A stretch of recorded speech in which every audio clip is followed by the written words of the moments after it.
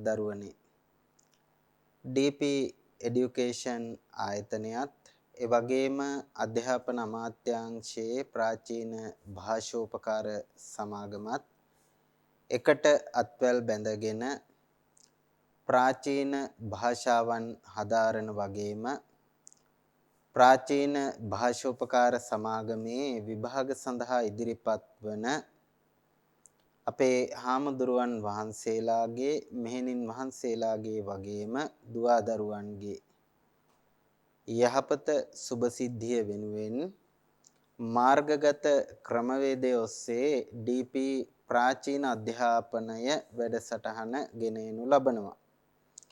එම වැඩසටහනට සමගාමීව ප්‍රාචීන පණ්ඩිත අවසාන උපාධි පරීක්ෂණයෙහි පාලි විෂය 3 වන ප්‍රශ්න පත්‍රය පාලි සාහිත්‍ය ඉතිහාසය සඳහා ඉදිරිපත් කරනු ලබන පාඩම් මාලාවේ 99 වන පාඩම ආරම්භ කරන්නයි සූදානම් වෙන්නේ.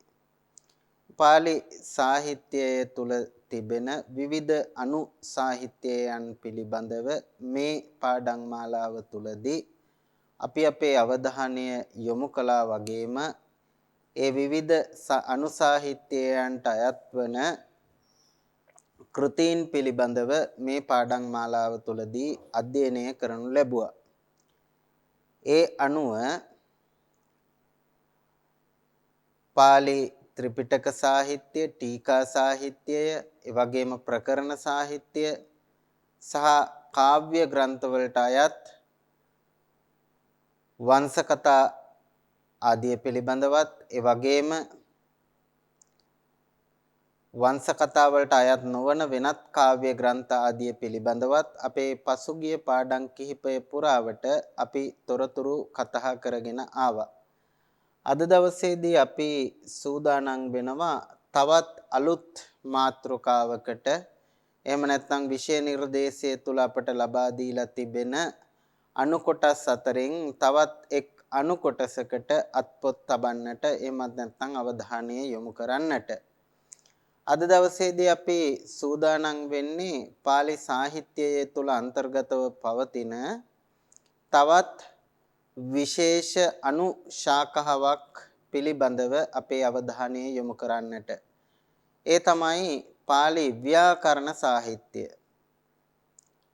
පාලි සාහිත්‍යයේ තුල සැලකිය යුතු මට්ටමේ ග්‍රන්ථ ප්‍රමාණයකින් සමන්විත සම්ප්‍රදායන් කිහිපයක් ඔස්සේ වර්ධනයටපත් වුණු පුළුල් ව්‍යාකරණ සාහිත්‍යයක් අපට දැක ගැනීමේ හැකියාව පවතිනවා. එකී ව්‍යාකරණ සාහිත්‍යයට අයත් ග්‍රන්ථ පිළිබඳව අධ්‍යයනය කිරීම මේ තුල බලාපොරොත්තු වෙනවා. විෂය නිර්දේශය තුලත් අපට ව්‍යාකරණ ග්‍රන්ථ කියලා වෙනම මාතෘකාවක් අනු මාතෘකාවක් ලබා දීලා තිබෙනවා. කොට ව්‍යාකරණ ග්‍රන්ථ වලට අදාළව මේ පාඩම් මාලාව තුල අපි කතා බහ කරන පළමු පාඩම බවටත් මේ පාඩමපත් වෙනවා.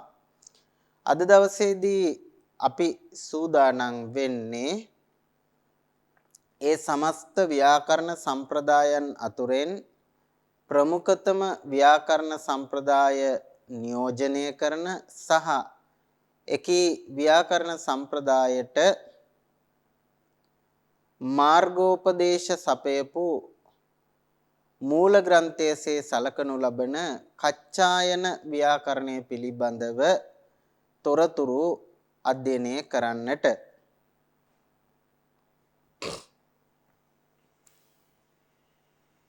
අපි කච්චායනය ගැන කතා කරන්න කලින් කච්චායනය කියන්නේ මොකක්ද කියන එක අවබෝධ කරගන්නට අවශ්‍ය වන වටපිටාව තේරුම් ගත යුතුව පවතිනවා. මේ කච්චායනය ගැන කතා කරන හැම තැනකදීම හැම වෙලාවකදීම වගේ අපට නිතර ඇහෙන වචනයක් තමයි කච්චායන ව්‍යාකරණ සම්ප්‍රදාය කියන වචනය. කොට මෙතනදී අපි ඉස්සෙල්ලම තේරුම් ගන්න ඕනේ ව්‍යාකරණ සම්ප්‍රදායක් කියන්නේ මොකක්ද කියන එක. එතකොට පාලි ව්‍යාකරණයට අදාළව ගත්තාම මේ පාලි ව්‍යාකරණය ඇතුලේ විවිධ සම්ප්‍රදායන් පවතිනවා. නොඑක් විදිහේ සම්ප්‍රදායන් කිහිපයක් අපට දැක ගන්න පුළුවන්කම ලැබෙනවා. අපි මේ ව්‍යාකරණ සම්ප්‍රදාය හෝ ව්‍යාකරණය කියන්නේ මොකක්ද කියන එක මුලින් පැහැදිලි කරගත්තොත් අපි කවුරුත් දන්නවා බුදුහාමුදුරුවෝ දේශනා කරපු බුද්ධ භාෂිතය පිළිබඳව හදාරන කෙනෙකුට එම බුද්ධ භාෂිතය ලියවී ඇති භාෂාව වන පාලි භාෂාවේ විවරණය සම්බන්ධයෙන් ප්‍රමාණවත් දැනුමක් තිබීම අත්‍යවශ්‍ය සාධකයක් බවට පත් වෙනවා. ඒ බඳු ප්‍රාමාණික විවරණ දැනුමකින් තොරව කවරෙක් හෝ පාලි ත්‍රිපිටකය අට කතා ටීකා ආදිය අධ්‍යයනය කරන්නට යෑම තුල සිදුවන්නේ ඔහු මුලාවට පත්වීම පමණයි. එනිසාර පැරණි කියමනක් තියෙනවා මේක ඇත්තටම ටීකා ග්‍රන්ථවල සඳහන් වෙන ප්‍රකාශනයක්. යෝ නිරුත්තිං න ජානාති ජානාති පිටකත්තයන් පදේ පදේ විකංකේය වනේ අන්ධ ගජෝ විය. කවුරු හරි කෙනෙක් නිරුක්තිය හෙවත් ව්‍යාකරණය දන්නේ නැහැ. නමුත් ජානාති පිටකත්තයන් එයා තුන් පිටකය දන්නවා. සිංහල භාෂාවෙන් කියවලා තුන් පිටකය කියව ගන්න පුළුවන්. ඉතින් මොන හරි ක්‍රමයකට තුන් පිටකය කියවනවා. නමුත් එහි ව්‍යාකරණය පිළිබඳව එයාට අවබෝධයක් නැහැ. ව්‍යාකරණය පිළිබඳව නිරුක්තිය පිළිබඳව අවබෝධයක් නොමැතිව තුන් පිටකය දැනගන්න කෙනා අපේ සම්ප්‍රදාය තුල හරි ලස්සන උපමාවකින් පැහැදිලි කරනවා එයා මොන වගේ කෙනෙක්ද කියලා. එයාව සම්ප්‍රදාය තුලින් පෙන්වලා දෙන්නේ වනේ අන්ධ ගජෝ විය. වනයේ සැරිසරන අඳ ඇතෙක් වගේ තමයි මේ පුද්ගලයා. මොන පුද්ගලයාද? ව්‍යාකරණය නොදන්න ත්‍රිපිටකය දන්න කෙනා. ඇයි එයා වනයේ ඉන්න ඇතෙක් අඳ ඇතෙක් බවට පත් වෙන්නේ? අපි දන්නවා අන්ධ ඇතෙක් වනාන්තරයේ ඇවිදිනකොට පදේ පදේ විකංකෙය පියවරක් ගානේ සැකයෙන් තමයි අඩිය තියන්නේ. අන්ධ කෙනෙක් හෝ අන්ධ සතෙක් හෝ අඩියක් තියනකොට තියෙන අඩියක් ගානේ සැකයෙන් මේ අඩිය තියන්නේ. දැන් වැටෙයි, දැන් වලක වැටෙයි, දැන් පැටලිලා වැටෙයි කියලා සැකයෙන් තමයි එයා තමන්ගේ ගමන යන්නේ. එතකොට ව්‍යාකරණය නොදන්න කෙනා, නිරුක්තිය නොදන්න කෙනත් ඒ වගේ තමයි කියවන පදයක් ගානෙම සැක උපදවමින් තමයි එයා කියවන්නේ. ඒ යම් සැකයක්, ශංකාවක් මතුවෙන තැනකදී ඔහුට හැකියාවක් නැහැ ඒ පිළිබඳව එහි ව්‍යාකරණ ලක්ෂණ පිළිබඳව විග්‍රහ කරලා බලලා එහෙම නැත්නම් ඒකෙන් කියවෙන නිවැරදි අර්ථය අවබෝධ කරගැනීමේ හැකියාව නැහැ. ඒ නිසා අපේ සම්ප්‍රදාය තුල වැඩි වටිනාකමක් මේ නිරුක්තිය හෙවත් ව්‍යාකරණයට ලබා දීලා තියෙනවා.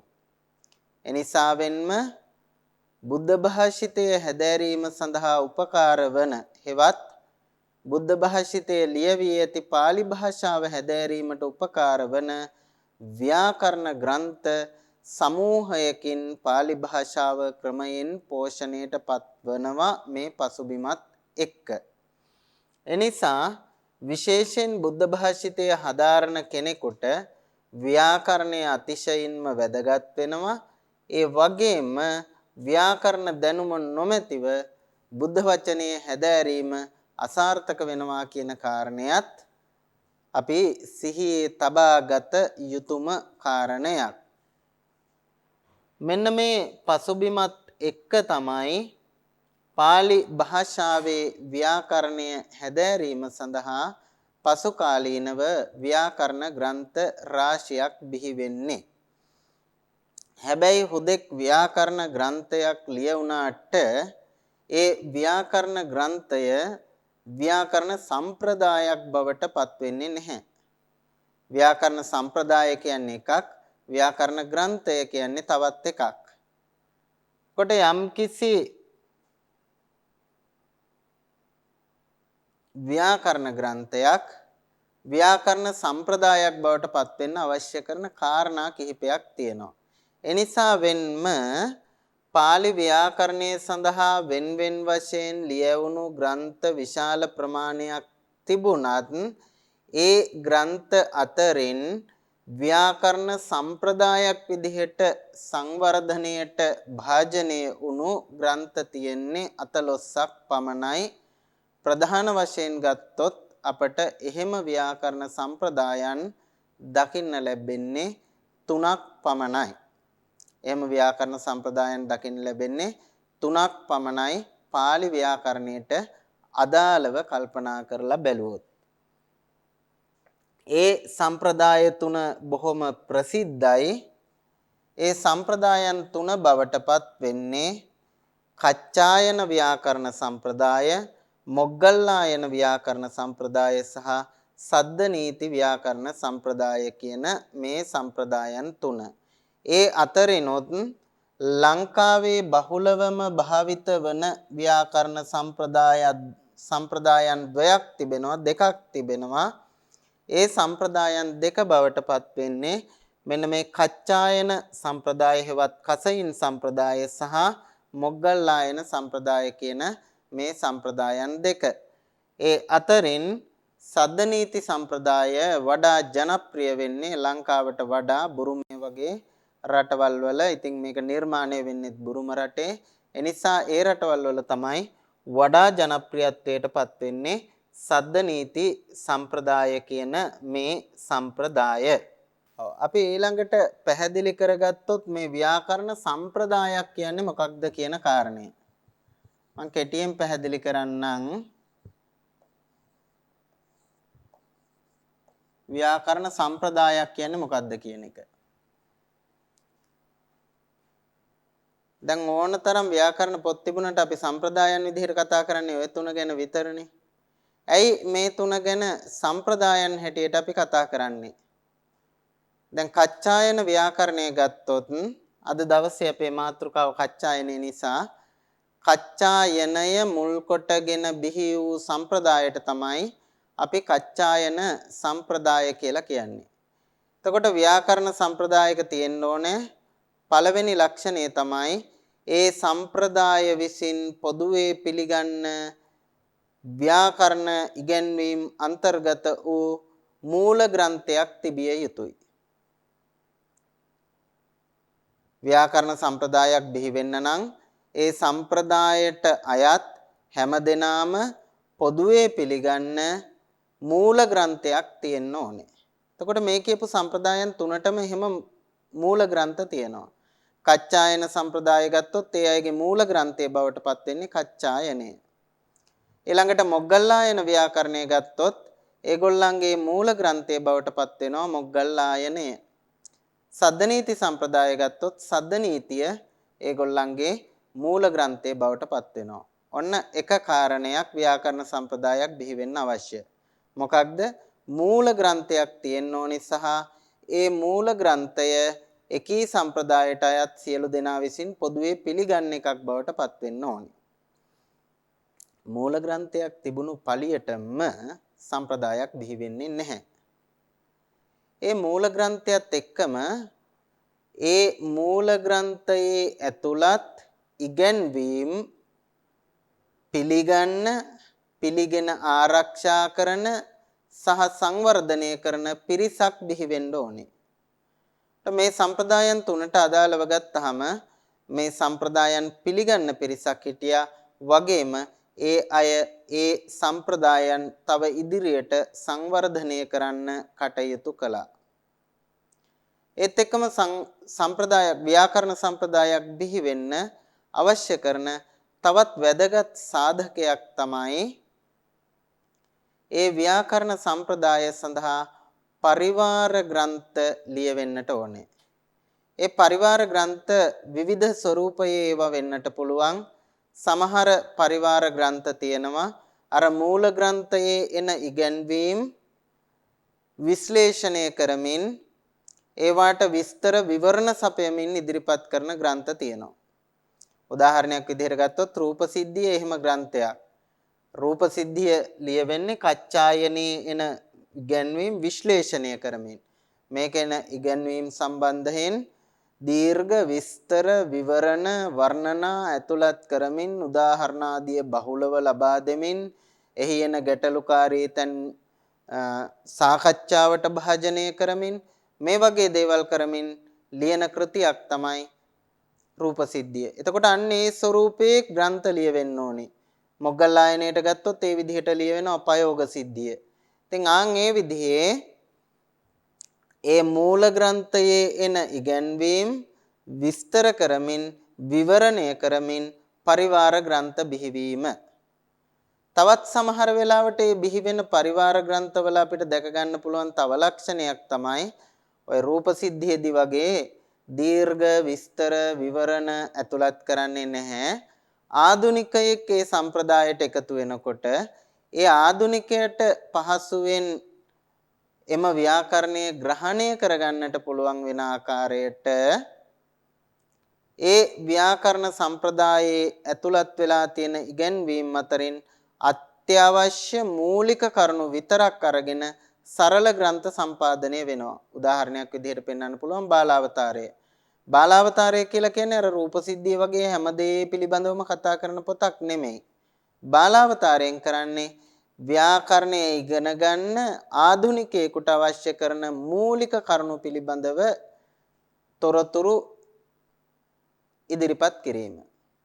එතකොට එතෙන්දී අර අනවශ්‍ය ගැටලු සහගත තැන් ආදී පිළිබඳව කතා කරන්නේ නැහැ. එතෙන්දී කතා කරන්නේ අවශ්‍ය මූලික දේවල් සම්බන්ධයෙන් විතරයි. කොට මෙන්න මේ වගේ විවිධ ස්වරූපයේ පරිවාර ග්‍රන්ථ ආදී රචනා වෙමින් කාලයක් තිස්සේ සංවර්ධනය වෙනකොට තමයි යම්කිසි ව්‍යාකරණ ග්‍රන්ථයක් ව්‍යාකරණ සම්ප්‍රදායක් බවට පත් වෙන්නේ. ආන් ඒ විදිහේ ව්‍යාකරණ සම්ප්‍රදායන් ප්‍රධාන වශයෙන් අපට තුනක් පමණ pāli ව්‍යාකරණයට අදාළව දැකගත හැකි වෙනවා. ඔය මුලින් සඳහන් කරපු ආකාරයට කච්චායන සම්ප්‍රදාය, මොග්ගල්ලායන සම්ප්‍රදාය සහ සද්දනීති සම්ප්‍රදාය කියලා. හැබැයි pāli ව්‍යාකරණය ඇතුලේ තව තියෙනවා හුදෙකලා ව්‍යාකරණ ග්‍රන්ථ. ඒවා ව්‍යාකරණ සම්ප්‍රදායන් විදිහට සංවර්ධනයටපත් වෙලා නැහැ. උදාහරණයක් විදිහට ගත්තොත් ඔය බෝධිසත්ව ව්‍යාකරණයේ වගේ ව්‍යාකරණ සම්ප්‍රදායන් විදිහට වර්ධනය වෙන්නේ නැහැ. පරිවාර ග්‍රන්ථ ආදී රචනා වෙලා කාලයක් තිස්සේ ඒක යම් පිරිසක් විසින් පරිශීලනය කරමින් හදාරමින් එහෙම සම්ප්‍රදායන් විදිහට වර්ධනය වෙන බවක් පේන්න නැහැ.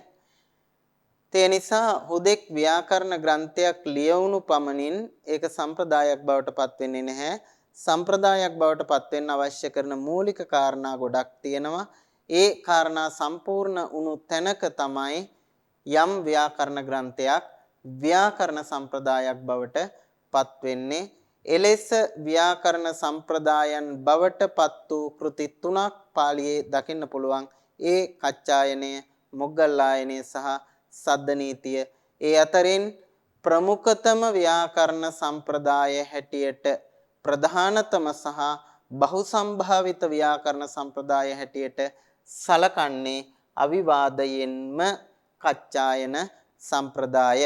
එකී කච්චායන සම්ප්‍රදාය සඳහා මාර්ගෝපදේශ සැපයූ කච්චායන සම්ප්‍රදාය බිහිවීම සඳහා මූල ග්‍රන්ථය බවට පත් වූ ග්‍රන්ථය තමයි අපි මේ කතා කරන්නේ කච්චායනය කියලා. කොට කච්චායනය කියලා කියන්නේ මේ රටේ පැරණිතම pāli ව්‍යාකරණය. අපි ඔය කතා කරපු ව්‍යාකරණයන් අතරින් පැරණිතම pāli ව්‍යාකරණය බවට පත් වෙන්නේ ඔන්න ඔය කච්චායනය. ඒ පැරණි බව විතරක් නෙමෙයි බහුලවම භාවිත වන ව්‍යාකරණය බවට පත් වෙන්නේත් මේ pāli ව්‍යාකරණය. එතකොට පැරණි සහ බහුසම්භාවිත කියන දෙආකාරයෙන්ම වැදගත් වෙන ව්‍යාකරණයේ හැටියට කච්චායන ව්‍යාකරණය අපට හඳුනා ගන්නට පුළුවන්කම තියෙනවා. එක පැත්තකින් වැඩි දෙනෙක් භාවිත කරන ව්‍යාකරණය වගේම අනිත් පැත්තෙන් ඉපැරණි බව අතිනොත් වැඩිම ව්‍යාකරණ සම්ප්‍රදාය විදිහට මේ ව්‍යාකරණ සම්ප්‍රදාය හඳුනා ගන්න පුළුවන්. නූතනයේ අප සතුව තියෙන pāli ව්‍යාකරණ සම්ප්‍රදායන් අතරින් ගත්තොත් ඒ වගේම මේ ව්‍යාකරණය හැඳින්වීම සඳහා කච්චායන කියන නාමයට අමතරව තවත් නම් දෙකක් භාවිත කරලා තියෙන බව පේන්න තියෙනවා. එකක් තමයි සංධි කප්ප කියන නාමය පාවිච්චි කරලා තියෙනවා කච්චායන ව්‍යාකරණය හඳුන්වන්න. සංධි කප්ප. ඊට අමතරව කච්චායන වුත්ති කියන නාමයත් අපට දකින්න පුළුවන්.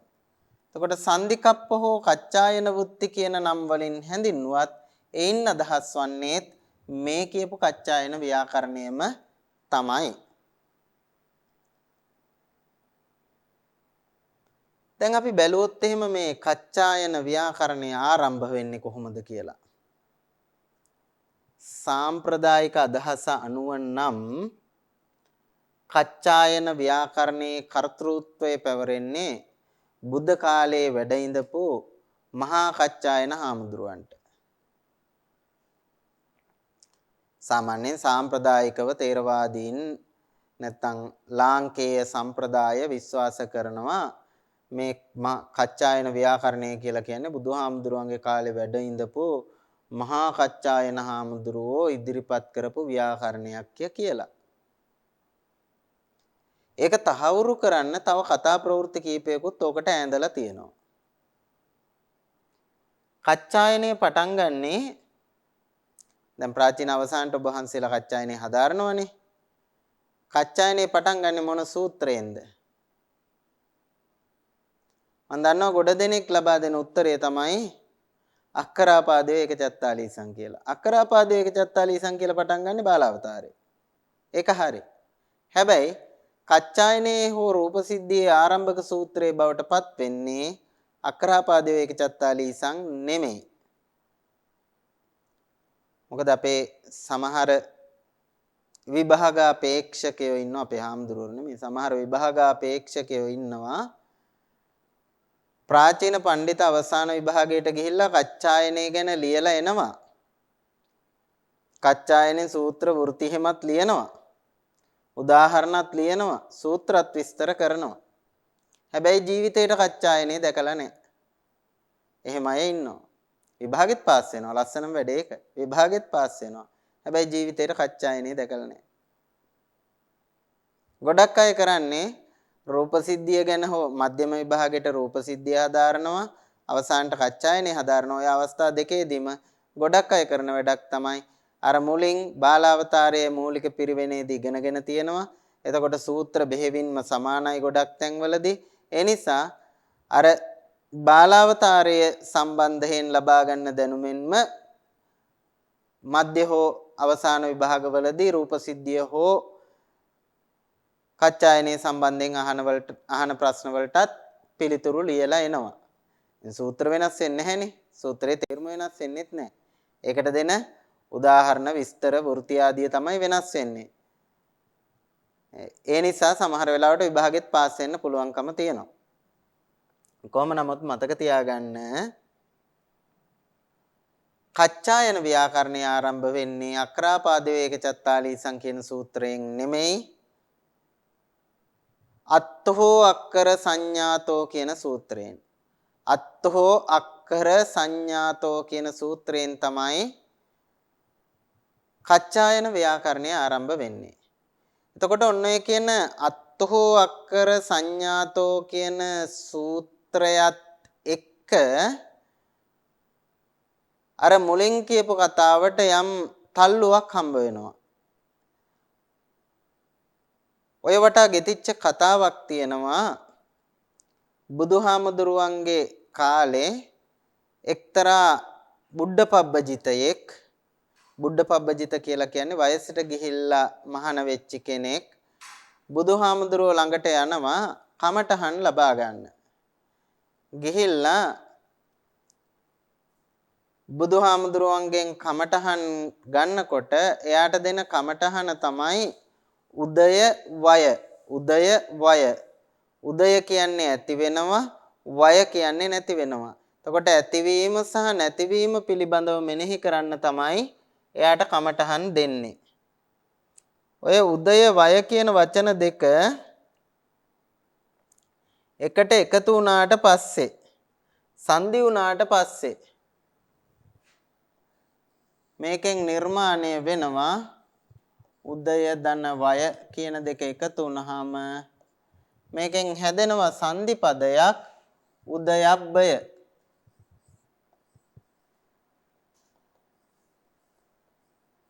ඉතින් දැන් මේ හාමුදුරුවොත් ගිහිල්ලා භාවනා කමටහන් අරගෙන ගිහිල්ලා භාවනා කරන්න ඉඳගන්නේ බොහොම ලස්සන තැනක. ගඟක් අයිනේ වැලි තලාවේ ගහක් යට ඉඳගෙන ගඟ දිහා බලාගෙන තමයි භාවනා කරන්න පටන් ගන්නෙ. ගඟේ හුලම් පාර එනකොට ගඟේ වතුරේ රැල්ල මතුවෙනවා. ඊට පස්සේ හුළඟ නැති වෙනකොට රැල්ල බිඳිලා යනවා. රැල්ල ඇති වෙනවා රැල්ල බිඳිලා යනවා.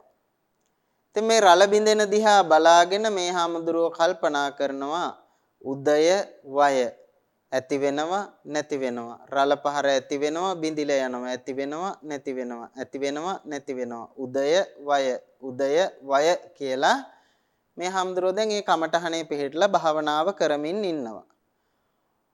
ඔහොම භාවනා කරමින් ඉන්න අතරතුරේදී මේ හාමුදුරුවන්ට පේනවා අර ගඟේ ඈතින් ගඟේ කොකෙක් පීනගෙන එනවා. කොකාට කියන්නේ පාලියෙන් බකනේ. වතුරට කියන්නේ උදක. හාමුදුරුවන්ට උදය වය අමතක වෙලා උදක බක මතක් වෙනවා. ඇතිවීම නැතිවීම අමතක වෙලා වතුරේ කොකා මතක් වෙනවා. උදය වය වෙනුවට උදක බක මතක් වෙනවා. ඊට පස්සේ මෙතෙක් වෙලා උදය වය කියලා මෙනෙහි කරමින් ඉඳපු කෙනා උදක බක කියලා මෙනෙහි කරන්න පටන් ගන්නවා. ඔන්න ඔය සිදුවීම මුල් කරගෙන තමයි බුදුහාමුදුරුව අත්තෝ අක්කර සංඥාතෝ කියන මේ දේශනාව කළයි කියලා සලකන්නේ. එතකොට මේ බුද්ධ දේශනාවෙන් උපුටාගත්තු අත්තෝ අක්කර සංඥාතෝ කියන පාඨය මුල් සූත්‍රයේ විදිහට යොදාගෙන කච්චායනය නිර්මාණය වෙන නිසා ඇතැම් අය හිතනවා මේක බුද්ධ කාලීන මහා කච්චායන තෙරුන් වහන්සේගේ කෘතියක් රචනාවක් කියලා. ඊළඟට තව කාරණයක් තමයි බොහෝ වෙලාවට මේක අපිට ගොඩාක් දුරට දකින්න පුළුවන් වෛදික සාහිත්‍යයේ පාලි සාහිත්‍යයේ යම් අවස්ථාවලදී අපිට දකින්න ලැබෙනවා. අවස්ථා කීපයක් තියෙනවා පාලි සාහිත්‍යයේ තෙලෙස ඉදිරිපත් වුණු. බොහෝ වෙලාවට වෛදික සාහිත්‍යයේ තියෙන කෘති බොහොමයක කර්තෘත්වයේ පවරලා තියෙන දෙවියන්ට. ඇයි ඒ කෘතියට වැඩි ගෞරවයක් වටිනාකමක් අත් කරලා දෙන්න ඕන නිසා. ඔය කතන්දරේ දෙවියන්ට පැවරුවේ නැති වුණාට පාලි සාහිත්‍යයේත් අපිට දකින්න පුළුවන් නේ. පාලි සාහිත්‍යයේ තියෙන සමහර කෘති අපිට දකින්න හම්බ වෙනවා ත්‍රිපිටකය තුල අන්තර්ගත වෙලා තියෙන ත්‍රිපිටක සාහිත්‍යයට අයත් සමහර කෘති දිහා බැලුවත් බොහොම පැහැදිලිව කරුණු සහිතව පේනවා ඒ කෘති බුදුහාමුදුරුවෝ දේශනා කරපුවා නෙමෙයි පසු කාලීන ශ්‍රාවකයන් විසින් බුද්ධ දේශනාවට අනුගතව සකස් කළ ඒවා කියලා. ඉතින් අපේ සම්ප්‍රදාය කියනවා නෑ ඒවා බුදුහාමුදුරන්ගේ දේශනාවට අනුගතව රචනා කරලා තියෙන ඒ නිසා ඒවත් බුද්ධ භාෂිතය කියලා. ඒ නිසා අර බුද්ධ භාෂිතය කියන කොටට ඒකත් ඇතුල් කරන්න උත්සාහ කරනවා. ඔන්න එක තැනක්. ඊළඟට අපි ආපුවාම ත්‍රිපිටක සාහිත්‍යයෙන් මෙහාට වෙලා අට කතා සාහිත්‍යයට ආපුවාම අට කතා සාහිත්‍යයේත් අපිට පැහැදිලිව දකින්න ලැබෙනවා අට කතා ගණනාවක්ම තියෙනවා. ඒ අට කතාවල හැම අට කතාවකම පාහේ අගට එකතු කරලා තියෙනවා කර්තෘ සංදර්ශන පාඨයක්. එහෙම නැත්නම් කතුවරයා පිළිබඳව දැක්වෙන පාඨයක්. ඒ වයි මහා විශාල ප්‍රශස්ත වර්ණනාවක් සිද්ධ කරලා මේක බුද්ධ කෝශකෘත කෘතියක් විදිහට පෙන්වන්න උත්සාහ කරලා තියෙනවා. උදාහරණයක් විදිහට ගත්තොත් අභිධර්ම පිටකයට අයත් අට කතා තුනේම අත්සාල්නි ඇතුළු අත්සාල්නි සම්මෝහ විනෝදනී වගේම පංචප්පකරණ අට කතා කියන ඔය අට කතා තුනේම අග ඔය බුද්ධඝෝෂ හාමුදුරුවන්ගේ නම සඳහන් පාඨය ඇතුළත් වෙලා තියෙනවා. මේක බුද්ධඝෝෂ හාමුදුරුවෝ රචනා කරපු කෘති කියලා. නමුත් ගොඩක් වෙලාවට ඒ බුද්ධඝෝෂ හාමුදුරුවෝ කලාය කියලා කියන කෘති අතරින් ඇත්තටම බුද්ධඝෝෂ හාමුදුරුවෝ කරපු කෘති තියෙන්නේ සුළු ප්‍රමාණයක්. සමහර ඒවා බුද්ධඝෝස හඳුරෝ කරපුවා නෙමෙයි කියලා බොහොම පැහැදිලිව පේනවා. එහෙම පෙනෙද්දිත් අර පාඩේ ඇතුළත් කරලා තියෙන්නේ ඒ කෘතියට වැඩි වටිනාකමක් ලබා දෙන්න. ඉතින් මේක අර වර්තමානයේත් එක්ක ගලප ගන්නකොට යම් වෙනසක් තියෙනවා. දැන් වර්තමානයේ ගත්තොත් එහෙම කාගේ හරි සින්දුවක් කවුරු හරි කිව්වොත් එහෙම නඩු දාන කාලයක් නෙමේක. ඒකේ වරදක් නැහැ. ඒකේ අයිතිය තියෙන්න ඕනේ. කාගේ හරි දෙයක් කවුරු හරි කිව්වොත් ඒකට නඩු දානවා. හැබැයි මුල් කාලේ ඔය කියන වකවානුව තුල වෙලා තියෙන්නේ කවුරු කරා වුණත් කෘතිය තමයි වැදගත් වෙන්නේ. කතුවරයා නෙමෙයි වැදගත්. කෘතියට ගෞරවය ලබා දෙන්න ඕනි වුණාම කර්තෘත්වයේ වෙන අයට පවර්ලා තියෙන අවස්ථා ගොඩක් අපිට පැරණි සාහිත්‍ය තුල දකින්න පුළුවන්. කියන්නේ කෘතිය තුලින් කතුවරයා ඉස්මතු වෙන්න උත්සාහ කරලා නැහැ. කතුවරයා හැඟවි සිටිමින් කෘතිය මතු වෙන්නට තමයි අවස්ථාව ලබා දීලා තියෙන්නේ. ඉතින් ඒකත් එක්ක එහෙම සාම්ප්‍රදායිකව එහි කර්තෘත්වය බුද්ධ කාලීන කච්චායන හාමුදුරුවන්ට පැවරීමේ වරදක් නැහැ. ඒක හරි සාමාන්‍ය සිද්ධියක්. එහෙම අපේක්ෂා කරන්න පුළුවන්. එහෙම දේවල් ඊට කලිනුත් වෙලා තියෙන නිසා. නමුත් ඒත් එක්කම තව මේකටම අලුත් දෙයක් එකතු කළොත් ඔය කතාවටම බැඳිච්ච තව කතාවකින් කියවෙනවා මෙන්න මෙහෙම අදහසක්. දැන් වර්තමානයේ කච්චායනේ අරගෙන බැලුවොත් එහෙම වර්තමානයේ තියෙන කච්චායනේ සූත්‍රයක් තියෙනවා, වෘත්තිත් තියෙනවා, උදාහරණක් තියෙනවා. හැබැයි කච්චායනේට ඔය කියපු සූත්‍ර පමණයි අයිති වෙන්නේ, වෘත්ති උදාහරණ අයිති වෙන්නේ නැහැ. වෘත්ති හෝ උදාහරණ කච්චායනේට අයිති වෙන්නේ නැහැ. කච්චායනේට අයිති වෙන්නේ සූත්‍ර පමණයි. එතකොට පසුව මේ කච්චායනේට අර මහා කච්චායන හාමුදුරුවෝ සූත්‍ර ඉදිරිපත් කරාට පස්සේ කාලෙක සංඝනන්දි කියන හාමුදුරුවොත් බ්‍රහ්මදත්ත කියන හාමුදුරුවොත් කියන මෙන්න මේ හාමුදුරුවරු දෙනම මේකට වෘත්ති සහ උදාහරණ එකතු කළා කියලා ඔය කතාවටම ඇඳිච්ච තව කතාවකින් කියවෙනවා. ඒ කියන්නේ මහා කච්චායන හාමුදුරුවෝ සූත්‍ර ඉදිරිපත් කළා. ඒකට වෘත්ති ඉදිරිපත් කරනවා සංඝනන්දි හාමුදුරුවෝ, උදාහරණ ඉදිරිපත් කරනවා බ්‍රහ්මදත්ත හාමුදුරුවෝ. කියන කතාව තමයි සාම්ප්‍රදායිකව දකින්නට ලැබෙන අදහස. හැබැයි සාම්ප්‍රදායික අදහස කියලා කියන්නේ හැම වෙලාවෙම පිළිගන්න පුළුවන් අදහසක් නෙමෙයිනේ. ඒක පිළිගන්න පුළුවන් අවස්ථා තියෙනවා, බැරි අවස්ථා තියෙනවා. ඉතින් මෙතනදිත් අපට බොහොම පැහැදිලිවම මේක පිළිගන්න අපහසු අවස්ථාවක් හැටියට තමයි හඳුනගන්න සිද්ධ වෙන්නේ. හේතුව එහෙම වුණා නම් මේ ව්‍යාකරණය බුද්ධ කාලීන මහා කච්චාන හාමුදුරුවෝ කරපු ව්‍යාකරණයක් නම් අඩුම තරමේ එකදු අට කතාවක එකම තැනක හෝ ඒ පිළිබඳව සඳහන් විය යුතුයි. එහෙම කිසිම තැනක සඳහන් වෙන්නේ නැහැ. සඳහන් වෙන බවට සාධකයක් දකින්න ලැබෙන්නේ නැහැ. උගත්තු විසින් අනාවරණය කරලා නැහැ. එතකොට එයින් අදහස් වෙනවා බොහොම පැහැදිලිව මේ කච්චායන ව්‍යාකරණය රචනා වෙන්නේ එහෙමනම් අටුවා යුගයෙන් පසු කාලයක කියන එක තමයි උපකල්පනය කරන්නට තිබෙන්නේ.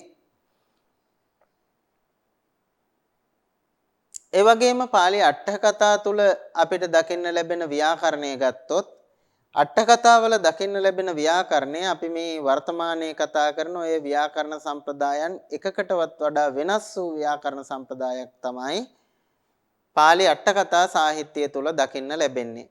ඉතින් ඔය කරුණු දෙකම තම පදනම් වෙනකොට මෑත කාලීන නූතන උගත්තු තමන්ගේ පර්යේෂණවල ප්‍රතිඵල හැටියට ඒ අය ඉදිරිපත් කරන අදහස තමයි අනිවාර්යයෙන්ම මේ කච්චායන ව්‍යාකරණය ඇතුළු අනෙකුත් ව්‍යාකරණ සම්ප්‍රදායන් බිහි වෙන්නේ අටුවා යුගයෙන් පසු කාලයක කියන කාරණය. ඒ අනුව අදහස් දක්වපු කෙනෙක් තමයි මලලසේකර මහත්තයා. අපි එතුමාගේ අදහස ගැන ඊළඟට කතා කරමු. දැන් මම ඔය මුලින් කියපු කතාව. ඒ කියන්නේ කච්චායනේ සූත්‍ර විතරක් කච්චායන හාමුදුරුවෝ ඉදිරිපත් කළා. වෘත්ති සංඝනන්දි හාමුදුරුවෝ, උදාහරණ බ්‍රහ්මදත්ත හාමුදුරුවෝ ඉදිරිපත් කරා කියන එක කච්චායන වන්නනා වෙනොත් අපට පැහැදිලි වෙනවා. ඒ කියන්නේ කච්චායනයට පසුව ලියවෙන පරිවාර ග්‍රන්ථයක්. එහින ඒ ඇතුළු කොටගෙන තවත් කෘති ගණනාවකින් ඒ බැව් තහවුරු වෙනවා. කච්චායන වන්නනා වෙන මෙන්න මේ ප්‍රකාශයෙන් ඒ බව තහවුරු කරගන්න පුළුවන්කම තියෙනවා. කච්චායන වන්නනාවේ කියනවා කච්චායනේන කතෝ යෝගෝ වුත්තිච සංඝනන්දිනා පයෝගේ බ්‍රහ්ම දත්තේන න්‍යාසෝ විමල බුද්ධිනා කච්චායනේන කතෝ යෝගෝ වුත්තිච සංඝනන්දිනා පයෝගේ බ්‍රහ්ම දත්තේන න්‍යාසෝ විමල බුද්ධිනා. එතකොට සූත්‍ර කලේ කවුද? කච්චායන හාමුදුරුවෝ. වෘත්ති රචනා කලේ කවුද? සංඝනන්දි හාමුදුරුවෝ. ඒ වගේම උදාහරණ රචනා කරේ කවුද? බ්‍රහ්මදත්ත හාමුදුරුවෝ. ඊළඟට මොකද්ද මේ න්‍යාස කියලා කිව්වේ? න්‍යාස කියලා කිව්වේ කච්චායනයට ලියපු ටීකාව. එහෙම නැත්නම් ඒක හඳුන්වන අනෙක් නම තමයි මුඛමත්ත දීපනීය. මුඛමත්ත දීපනීය රචනා කරන්නේ විමල බුද්ධි කියන හාමුදුරුවෝ. ඉතින් මේ කතාව ගොඩක් කච්චායන සම්ප්‍රදායට ලියවුණු පොත්වලින් පිළි අරන් තියෙන කතාවක්, අදහසක්. ඊළඟට අපි බැලුවොත්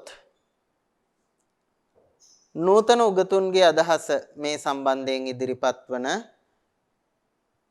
පිසලකලා බැලුවොත් විශේෂයෙන් මලලසේකර මහත්මයා තමන්ගේ පාල් ලිටරේචර් ඉන් සිලෝන් කියන කෘතියේ නැත්නම් ලංකා පාලි සාහිත්‍යය කියලා සිංහලයට පරිවර්තනය කරලා තියෙන කෘතියේ එතුමා සඳහන් කරනවා මේකේ නිකාම මේ කටටාවට කියන කතාවක් නෙමෙයි, මේ කෘතිය ගැන පර්යේෂණ කරලා ඒ සම්බන්ධයෙන් ඒවයි තියෙන භාෂාව, ඒවයි තියෙන උදාහරණ, මේ හැමදේ ගැනම කරපු පර්යේෂණවල අවසන් ප්‍රතිඵලය විදිහට එතුමාගේ අදහස බවට පත් වෙන්නේ මේ කෘතිය ක්‍රිස්තු වර්ෂ 7 වන සියවසේ පමණ වාසය කරපු කච්චායන කියන නමින්ම වැඩ ඉඳපු තෙරුන් වහන්සේ නමක් අතින් ලියවෙන්නට ඇතිය කියන එක. මෙහි රචනා කාලය හැටියට එතුමා හඳුනාගන්නේ කරුණු ඉදිරිපත් කරන්නේ ක්‍රිස්තු වර්ෂ 7 වන සියවස. එතුමා කියන්නේ මේක ඊට කලින් ලියවෙච්ච එකක් වෙන්නට බෑ. 7 වන සියවසේදී පමණ ලියවෙච්ච එකක් විය යුතුයි කියන එක තමයි එතුමාගේ අදහස බවට පත් වෙන්නේ. ඊළඟට අපි ගත්තොත් එහෙම කච්චායන ව්‍යාකරණයට අයිති අන්තර්ගතය නැත්නම් කච්චායනයේ අන්තර්ගතය සලකලා බැලුවොත් එහෙම කච්චායනයේ ප්‍රධාන පරිච්ඡේද 8ක් යටතේ තමයි කරුණු දක්වලා තියෙන්නේ. හැබැයි මේ එකක්වත් පරිච්ඡේද කියන නමින් නම් කරලා නැහැ. පරිච්ඡේද හෙවත් කොටස් 8ක් තියෙනවා. හැබැයි මේ එක කොටසක්වත් පරිච්ඡේද කියන නමින් නම් කරලා නැහැ. ඒකේ කොටස් නම් කරන්නේ විශේෂ නමකින්. ඒ තමයි කප්ප. කප්ප කියන නමින් තමයි නම් කරන්නේ.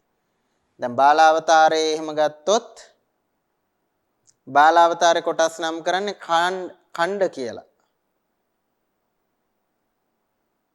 සන්දිනාමං සමාසෝච තද්දිතාක්ඛ්‍යාතිකං තථා කිතකංකාරකං ඛණ්ඩා සත්ත බාලාවතාරිමි. කාණ්ඩ 7ක් තියෙනවා කියලා තමයි බාලාවතාරය කියන්නේ.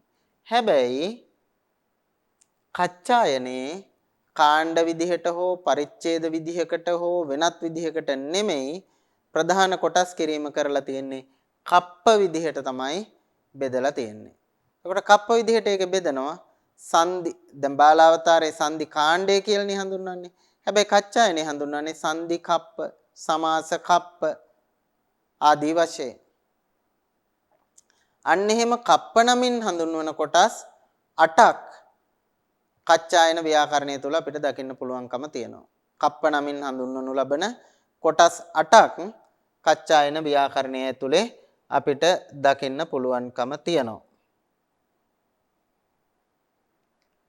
ඒ කප්ප 8 මෙන්න මේ විදිහට අඳුන ගන්න පුළුවන්. සංදි කප්ප, නාම කප්ප, කාරක කප්ප, සමාස කප්ප, තද්ධිත කප්ප, ආඛ්‍යාත කප්ප, කිබ්බිදහන කප්ප, උනාදි කප්ප කියලා මෙතන උනාදි කියනකොට මූර්ධජනයන් එන්න ඕනේ. සන්ධි නාම කාරක සමාස තද්දිත ආඛ්‍යාත කිබ්බිදහන උනාදි කියන නමින් හඳුන්වන කප්ප 8කින් සමන්විත වෙනවා කච්චායනේ සමස්ත අන්තර්ගතය. ඒ කියන්නේ මූලික කොටස් 8කට මේ කෘතිය බෙදෙනවා සන්ධි නාම කාරක සමාස තද්දිත ආඛ්‍යාත කිබ්බිදාන උනාදි කියන නම් වලින්. ඊළඟට අපි ගත්තහම මේ එක් කප්පයක් ඇතුලේ මේ කප්ප ඇතුලේ නැවත තියෙනවා කාණ්ඩ. උදාහරණයක් විදිහට ගත්තොත් දැන් සන්ධි කප්ප කියන මේ ප්‍රධාන කොටස ඇතුලේ කාණ්ඩ විදිහට බෙදිච්ච මේ කාණ්ඩ කියලා අපි සිංහලෙන් කියවට ඛණ්ඩ කියලා තමයි නම් කරන්නේ. ඛණ්ඩ කියන නමින් හඳුන්වන කොටස් පහක් තියෙනවා. ඛණ්ඩ කියන නමින් හඳුන්වන කොටස් පහක් තියෙනවා සන්ධි කප්පය ඇතුලේ. කොට සන්ධි කප්පේ පළවෙනි ඛණ්ඩය, සන්ධි කප්පේ දෙවෙනි ඛණ්ඩය, තුන්වෙනි ඛණ්ඩය, හතරවෙනි ඛණ්ඩය, පස්වෙනි ඛණ්ඩය කියලා ඛණ්ඩ පහක් යටතේ තමයි සූත්‍ර වර්ගීකරණය කරලා තියෙන්නේ. මේ අනිත් කොටස් වලත් එහෙමයි නාමකාරක සමාස ආදීත් ඛණ්ඩ විදිහට ඒව ඇතුලේ අණු කොටස් බෙදලා තියෙනවා. ප්‍රධාන කොටස් 8යි. ඒ ප්‍රධාන කොටස් 8 නම් කරලා තියෙන්නේ කප්ප කියන නමින්. ඒ කප්පයක් ඇතුලේ ඛණ්ඩ කීපයක් දකින්න පුළුවන්. ඒක කප්පෙන් කප්පයට ඛණ්ඩ සංඛ්‍යාව වෙනස් වෙනවා. උදාහරණයක් විදිහට ගත්තොත් සන්ධි කප්පය ඇතුලේ ඛණ්ඩ පහක් අන්තර්ගත වෙලා තියෙනවා.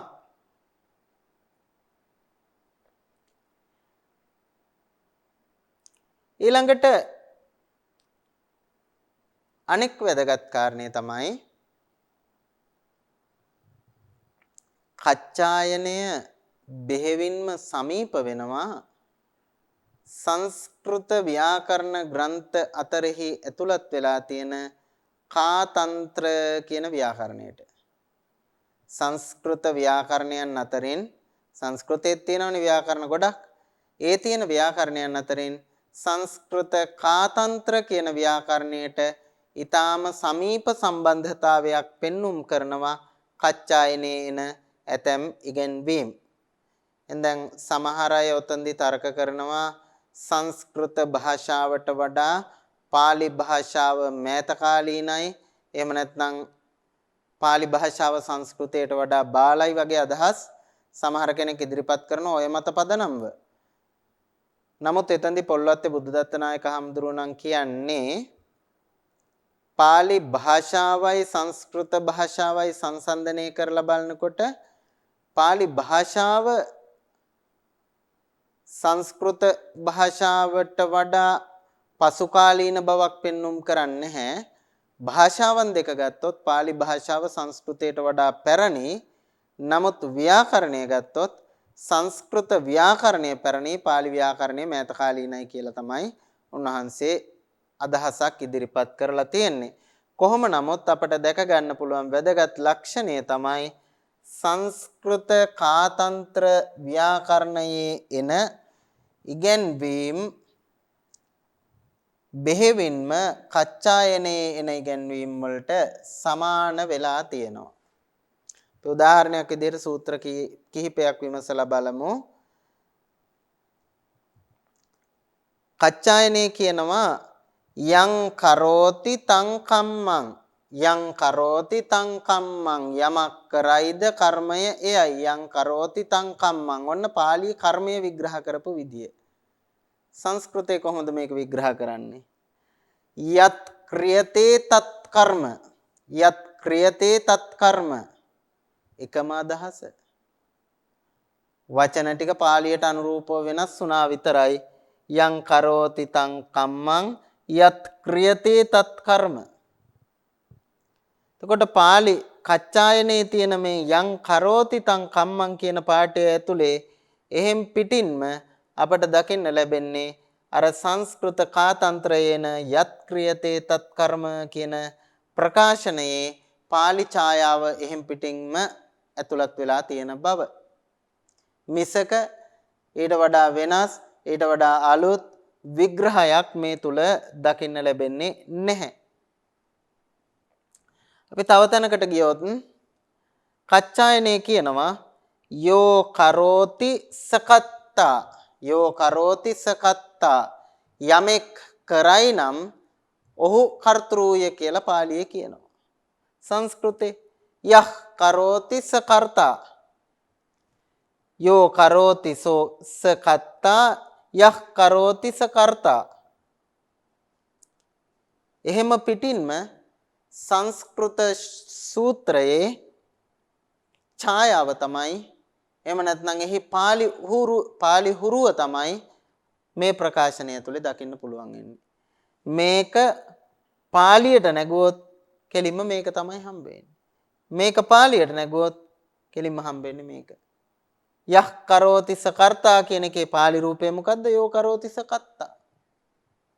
එතකොට ඊටාම සමීප සාම්‍යතාවක් සමාන බවක් සංස්කෘත කාතන්ත්‍ර ව්‍යාකරණයේ එන ඇතම් සූත්‍ර සහ ඉගැන්වීම් සමග පාලි කච්චායන ව්‍යාකරණයේ දකින්න පුළුවන්කම තියෙනවා. අපි තවත් සූත්‍රයක් දෙකක් බලමු. පාලියේ කියනවා හේත්වත් හේච මෙතන කොම්බුවක් එන්න ඕනේ. හේත්වත් හේච හේත්වත් හේච හේතු අත්ථේච කියන දෙක එකතු වුනහම හේත්වත්තේච. ඒකේ සංස්කෘත ස්වරූපය තමයි හේත්වර්ථේච හේත්වර්ථේච. හේතු අර්ථේච කියන එක හේත්වර්ථේච වෙනවා සංස්කෘතේ.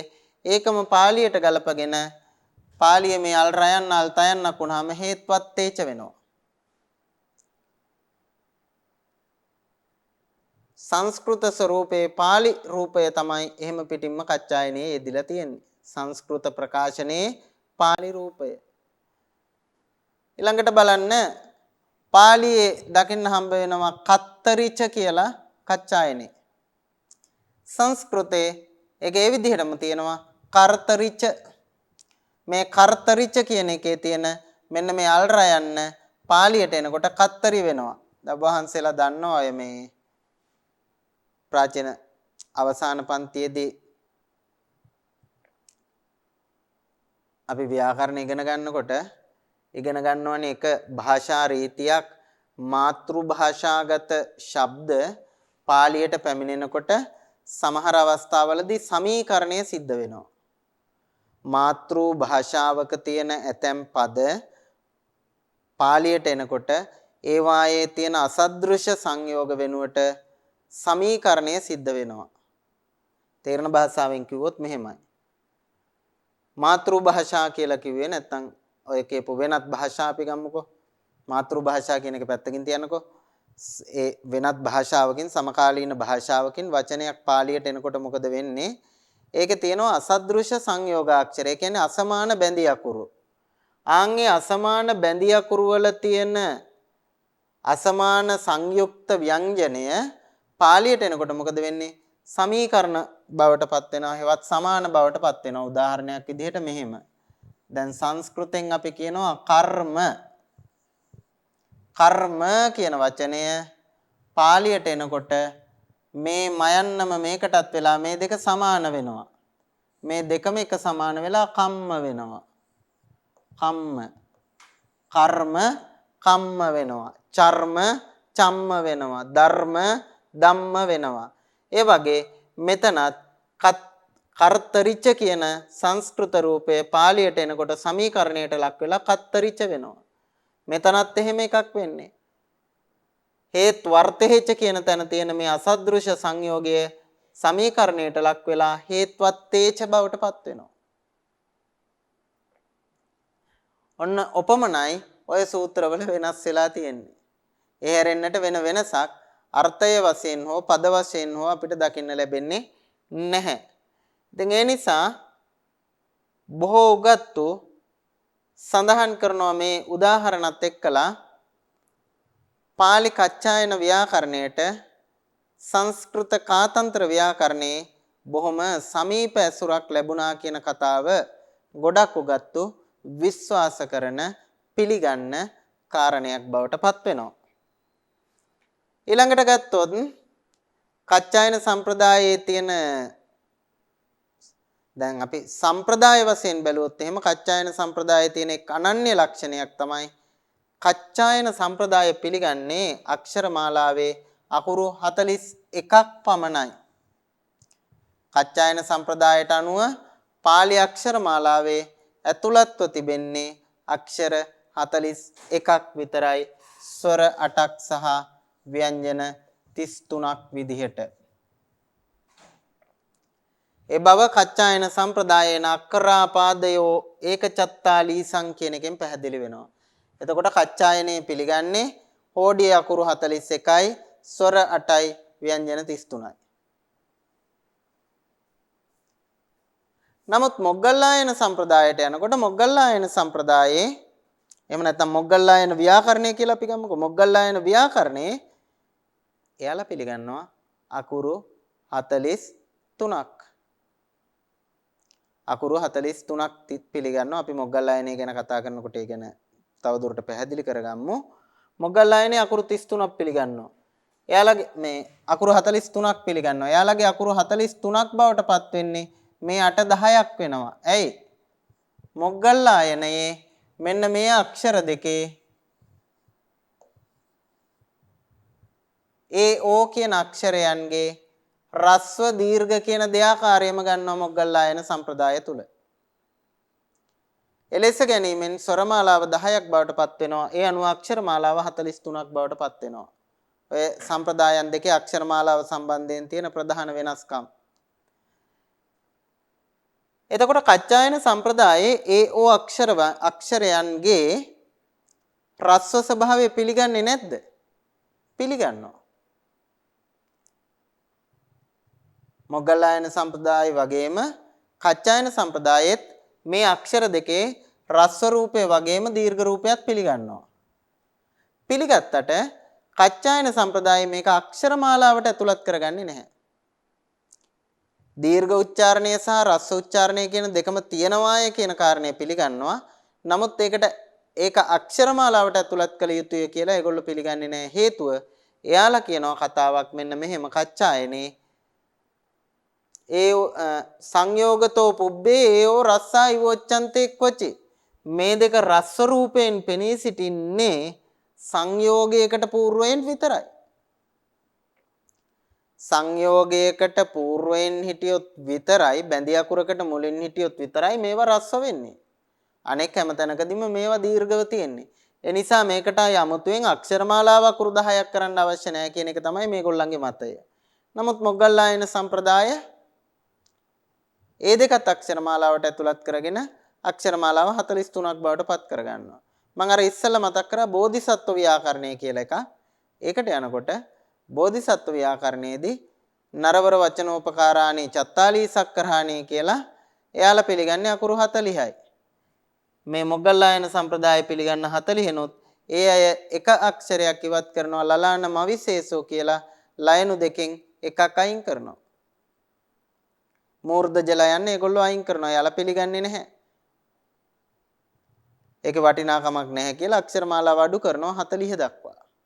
මේ වගේ සම්ප්‍රදායන් අතර නැත්නම් මේ ව්‍යාකරණ ග්‍රන්ථයන් අතර යම් වෙනස්කම් දකින්න පුළුවන්කම තියෙනවා. කච්චායන සම්ප්‍රදාය අනන්‍යතාවය තමයි අක්ෂර මාලාව 41ක් ලෙස ගැනීම. අනෙක් සම්ප්‍රදායවල ඔය අක්ෂර සංඛ්‍යාව සමාන වෙන තැන් තියෙනවා සහ වෙනස් වෙන තැන් තියෙනවා. වෙනස් වෙන අවස්ථා දෙකක් තමයි මම කිව්වේ. එතකොට ඔය කච්චායන ව්‍යාකරණයට අපි කිව්වා වෘත්ති රචනා කරේ කච්චායන හාමුදුරුවෝ නෙමේ. පසුව ඉඳපු සංඝනන්දි කියන හාමුදුරු කෙනෙක් තමයි මේකට වෘත්ති රචනා කළේ කියලා. ඒ වෘත්ති රචනා කරපු සංඝනන්දි හාමුදුරුවෝ කච්චායන ව්‍යාකරණයට ප්‍රාරම්භක ගාථා දෙකක් එකතු කරලා තියෙනවා. ඒ ගාථා දෙක අපිට මෙන්න මේ විදිහට දකින්න පුළුවන්.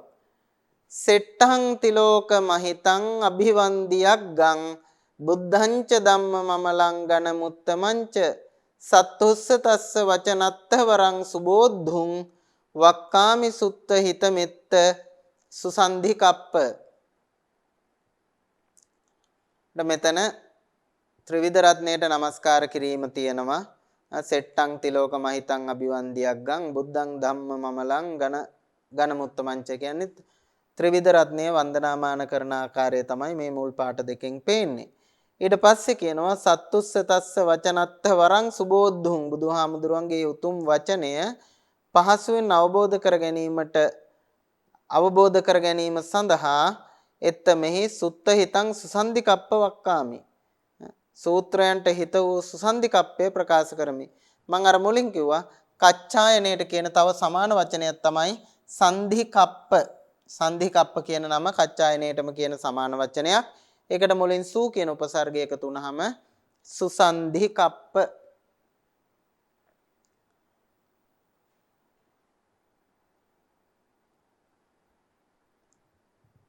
එලෙස එක්කල තවත් නමස්කාර ගාථාවෙන් පසු එක් කරපු ඊළඟ ගාථාව හැටියට අපිට හඳුන ගන්න පුළුවන් මෙන්න මේ ගාථාව. සෙය්‍යං ජිනේ රිතනයේන බුද්ධා ලබන්ති තං චාපිතස්ස වචනත්ත සුබෝධනේන. එතන වචනන්ත කියලා ඇවිල්ලා තිනවා. වචනත්ත වෙන්න ඕනේ.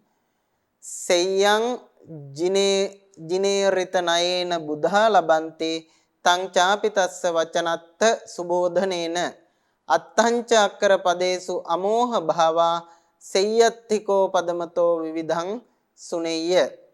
මෙතනොත් නිවැරදිව බුද්ධ භාෂිතය අවබෝධ කර ගැනීම තුලින් අවබෝධයට පත්විය හැකි බව මේ ගාථාවෙනොත් ප්‍රකාශ කරලා තියෙනවා, පෙන්වා දීලා තියෙනවා. සහ අවසාන වශයෙන් ගත්තාම මේ කච්චායන කියන ව්‍යාකරණ ග්‍රන්ථය මුල් කොටගෙන එය පසුව සම්ප්‍රදායක් ලෙස වර්ධනය වීමේදී ලියවුණු ග්‍රන්ථ සංඛ්‍යාව අති විශාලයි. ඔය අපි කතා කරපු අනෙක් එක සම්ප්‍රදායකටවත් ඔය කච්චායනයට තරම් පරිවාර ග්‍රන්ථ ලියවෙලා නැහැ. කච්චායනයට තමයි වැඩිම පරිවාර ග්‍රන්ථ සංඛ්‍යාවක් ලියවෙලා තියෙන්නේ. ඒ ලියවෙච්ච ග්‍රන්ථ අතරිනුත් ඊටාම ජනප්‍රිය ග්‍රන්ථ දෙකක් තියෙනවා. ඊටාම ජනප්‍රිය ග්‍රන්ථ දෙකක් තියෙනවා. කච්චායනය කියන්නේ බොහොම කෙටි ග්‍රන්ථයක් නේ. කච්චායනේ ඇත්තටම ඇතුළත් වෙලා තියෙන සූත්‍ර විතරයි. අර සංගනන්දී බ්‍රහ්මදත්ත කියන හාමුදුරුවෝ දෙන්න එකට වෘත්ති උදාහරණ එකතු කරාට පස්සේ තව ටිකක් ඒක දික් වෙනවා. වර්තමානයේ කච්චායනේ කියලා දකින්න ලැබෙන මුද්‍රිත පොත් බොහොමයක තියෙන්නේ. ඔය වෘත්ති උදාහරණත් එක්ක මුද්‍රණය කරපු ඒවා.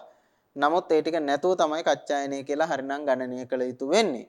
කොහොම නමුත් ඔය කච්චායනේ එන ඉගැන්වීම් පිළිබඳව සවිස්තරාත්මකව විවරණය කරමින් එයට ලියපු ඉතා විශිෂ්ටම විශ්ලේෂණාත්මක ග්‍රන්ථය හැටියට සලකන්න පුළුවන්කම තියෙන්නේ චෝලිය බුද්ධප්‍රිය හාමුදුරුවෝ රචනා කරපු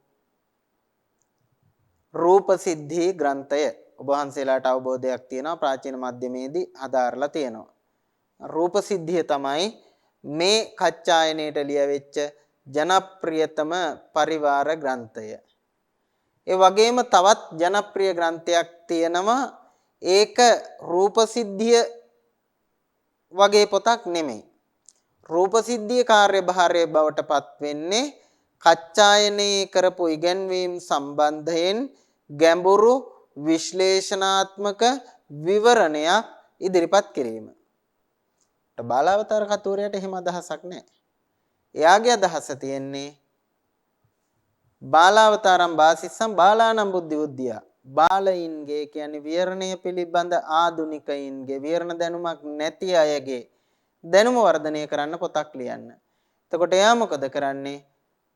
කච්චායනේ තියෙන සූත්‍රවලුත් එයාට අනවශ්‍ය ඒවා අයින් කරනවා. අත්ව අක්කර සංඥාතෝ බාලයින්ට අවශ්‍ය නැහැ කියලා හිතනවා එයා අයින් කරනවා. පටන් ගන්නෙ අක්‍රාපාදේ ඒක චත්තාලීසං කියන තැනින්. ඊළඟට රූපසිද්ධියේ එක සූත්‍රයක් ගත්තාම ඒ සූත්‍රයට සමහර වෙලාවට උදාහරණ 20 30 දීලා තියෙනවා. බාලාවතාර එච්චර ඉදිරිපත් කරන්නේ. බාලාවතාරේ මොකද කරන්නේ? ඒවෙන් ඔක්කොම ටික අයින් කරලා ඉවරලා උදාහරණ එකයි නැත්නම් දෙකයි ඉදිරිපත් කරන්නේ. ඊළඟට වෘත්ති ගත්තත් බාලාවතාරය ඊටාම සරල කෙටි වෘත්ති තමයි දකින්න ලැබෙන්නේ. අති දීර්ඝ විස්තර සහිත වෘත්තීන් දකින්න ලැබෙන්නේ නැහැ. ඉතින් ඒ ක්‍රමයට රචනා කරපු කෘතියක් තමයි බාලාවතාරය. කොහොම නමුත් කච්චායනයට ලියවුණු පරිවාර ග්‍රන්ථ අතර වඩා ප්‍රශස්තම ග්‍රන්ථ දෙක බවට පත් උනේ රූපසිද්ධියත් අනිත් පැත්තෙන් බාලාවතාරයත්. ඒ දෙක එකකට එකක් සම කරන්න බෑ. ඒ දෙකෙන් අපේක්ෂා කරේ අරමුණු දෙකක්.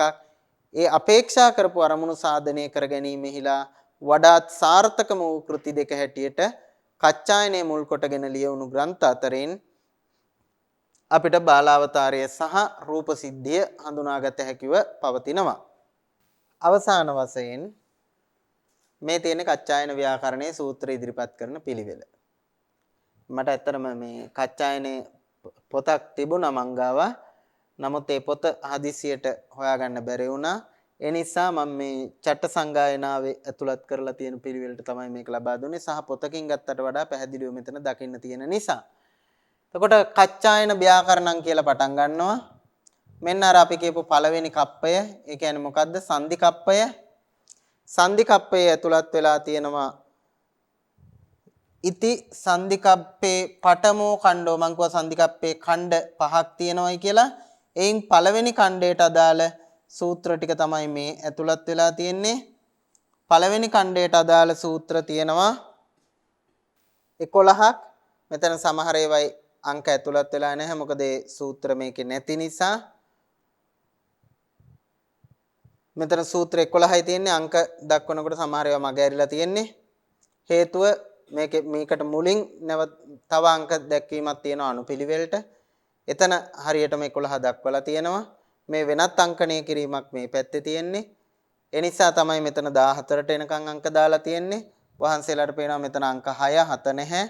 සහ මෙතන 13 ඇතුළත් වෙලා නැහැ. හරි. ඒ කාරණේ පැහැදිලි කියලා හිතනවා. එතකොට සංදි කප්පයට අදාළ පළවෙනි ඛණ්ඩයේ ඇතුළත් වෙලා තියෙන සූත්‍ර ටික තමයි මේ තියෙන්නේ. ඊට පස්සේ දෙවෙනි ඛණ්ඩය, තුන්වෙනි ඛණ්ඩය එහෙම යනවා. පළවෙනි ඛණ්ඩයට අයිති වෙන්නේ ඇත්තරම ගත්තොත් බාලාවතාරේ මේ සූත්‍ර ටික ඇතුළත් වෙලා තියෙන්නේ සංඥා කාණ්ඩේ. නැත්නම් සංඥා කියන කොටසේ. එතකොට සංදි ඛණ්ඩයේ තියෙන පළවෙනි ඛණ්ඩය තුල ඇතුළත් කරලා තියෙන්නේ බාලාවතාරේ ඔය මේ සංඥා කාණ්ඩය ඇතුළත් වෙන සූත්‍ර ටික මොනවද? මේක නම් බාලාවතාරේ දකින්න ලැබෙන්නේ නැහැ. ඔය මම කිව්වේ මුලින්ම පටන් ගන්න මේකෙන් කියලා අත්ථෝ අක්කර සංඥාතෝ. අත්ථෝ අක්කර සංඥාතෝ කියන සූත්‍රයෙන් තමයි පටන් ගන්නෙ. ඊළඟට මේ දෙවනි එකේ ඉඳන් අපිට හුරු පුරුදු සූත්‍ර අක්ඛරාපාදයෝ ඒකචත්තාලීසං තත්තෝ දන්තා සරා අට්ඨ ලහුමත්තා තයෝ රස්සා අඤ්ඤේ දීඝා සේසාභ්‍යංජනා වග්ගා පංච පංචසෝ මන්තා අං ඉති නිග්ගහීතං පර සමඤ්ඤා පයෝගේ. එතනින් පස්සේ ටික සංදි කාණ්ඩේ තියෙන ඒවා. පුබ්බ මදෝටිත මත්සරං සරේන වියෝජයේ නයේ පරං යුත්තේ. ඔය සූත්‍ර ටික කච්චායනේ නම් සංදි කප්පේ පළවෙනි කාණ්ඩයට තමයි ඇතුළත් කරලා තියෙන්නේ. ඔය සූත්‍ර ටික ඔය විදිහට ඊළඟට දෙවෙනි කාණ්ඩයට යනකොට ස්වර සංදියට අදාළ සූත්‍ර, ඊළඟට ව්‍යංජන සංදි, නිග්ගහීත සංදි, වෝමිස්සක සංදි වලට අදාළ සූත්‍ර විදිහට නැවත කාණ්ඩ කරලා දක්වලා තියෙන බව දකින්න පුළුවන්. ඉතින් අපි මෙතනදී බලාපොරොත්තු උනේ කච්චායන ව්‍යාකරණය සම්බන්ධයෙන් මූලික අවබෝධයක් ඇති කරගන්න සහ අපි ඉදිරියේදී මේ ව්‍යාකරණ ග්‍රන්ථය යටතේ මේ කච්චායන සම්ප්‍රදායට අයිති තවත් ග්‍රන්ථ පිළිබඳව ප්‍රකට ග්‍රන්ථ පිළිබඳව පමණක් තොරතුරු කතා බහ කරනවා සහ අනෙක් සම්ප්‍රදායන් පිළිබඳවත් නැවත පාඩමකින් හමුව එබඳු තොරතුරු සාකච්ඡා කිරීමේ අපේක්ෂාවෙන් අද දවසේ අපේ පාඩම මෙතකින් හමාර කරන්නටයි මේ සූදානම. නැවත පාඩමකින් හමුවනතුරු සියලු දෙනාටම තෙරුවන් සරණ ප්‍රාර්ථනා කරනවා. සප්පදානං ධම්මදානං කිනාති. සියලු දානයන්ට වඩා ධර්ම දානය උතුම් වන්නේය යන උතුම් බුදු වදන පසක් කරමින් ප්‍රාචීන අධ්‍යාපනය ලබන සුවහසක් හාමුදුරුවන් වහන්සේලාගේ මෙහෙණින් වහන්සේලාගේ සහ දුවා දරුවන්ගේ දහම් ඇස විවර කරමින් සම්බුද්ධ ශාසනයේ චිරස්ථිතිය උදෙසා ධම්මික ෆ්‍රසිලා පෙරේරා පදනම මගින් සිදු කෙරෙන මහඟු සමාජ සත්කාරයයි ඩීපී ප්‍රාචීන අධ්‍යාපනය